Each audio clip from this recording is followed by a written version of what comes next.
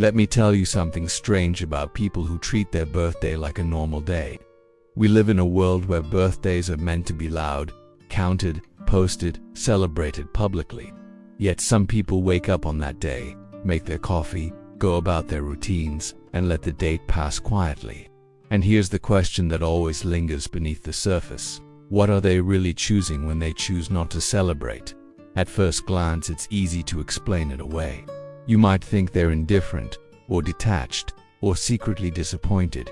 Maybe they don't like attention. Maybe they've grown cynical. But that's not the full picture. Beneath the surface, there's an entire psychology unfolding, one that has less to do with apathy and more to do with meaning, with how a person relates to time, identity, and the quiet passage of becoming. For some people, treating a birthday like any other day isn't neglect. It's intimacy. It's a way of standing close to life without turning it into a performance. You notice it in subtle ways. They don't announce the date. They don't count down. They don't wait for messages to confirm their importance. If someone remembers, they smile. If no one does, they continue on. From the outside, it can look cold, like detachment from ritual, like a missed opportunity to be celebrated. But from the inside, something else is happening. They experience the day internally. They feel the weight of another year quietly settle in their chest, not as spectacle, but as reflection. Psychologists have noticed this pattern. People who downplay personal milestones often show a reduced need for external validation, not because they lack emotion, but because their sense of self isn't anchored to recognition. In a culture that treats visibility as proof of existence, this looks unusual. But here's the reframe. It's not about rejecting joy. It's about refusing to outsource meaning. They don't hate birthdays. They just don't want their inner life translated into obligation. For many, this way of relating to birthdays didn't start intentionally. It evolved after years of expectation, after learning how celebration can feel strangely hollow when it's performed, after realizing that attention doesn't always land as care. There's often a moment, not dramatic, just honest, when you notice how quickly a birthday becomes something you manage for others, responding, thanking, performing gratitude, and something inside you steps back. Here's what's often misunderstood. People assume treating your birthday like a normal day means you don't value yourself, but often it means the opposite.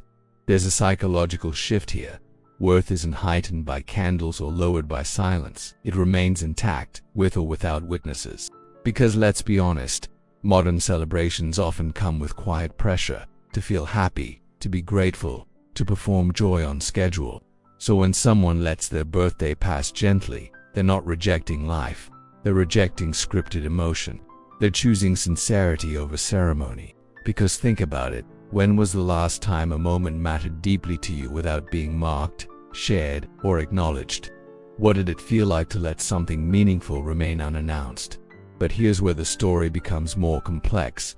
Not everyone who treats their birthday like a normal day does so from peace. Some learned early that attention is inconsistent, that expectations lead to disappointment, that hoping too openly can hurt. For them, neutrality became protection. This is the paradox. The same behavior can mean grounding or guarding, choice or adaptation. In a world that equates celebration with worth, choosing quiet can be an act of self-definition or self-preservation, sometimes both. Over time, people who approach birthdays this way often notice a shift. Time feels less segmented. Life stops being measured in milestones and starts being felt in continuity. They don't disappear from meaning, they deepen into it. Because aging isn't a headline, it's a process, and some people prefer to experience it privately. Research touches this gently.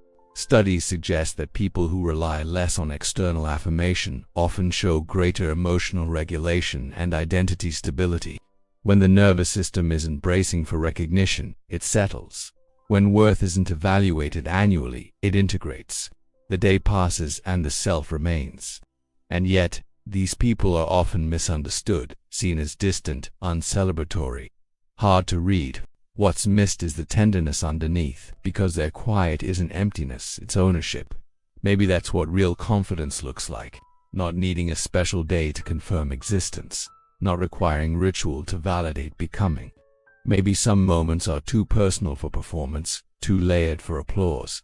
Maybe some people honor time by not interrupting it. So the next time you meet someone who treats their birthday like any other day, don't assume they're indifferent.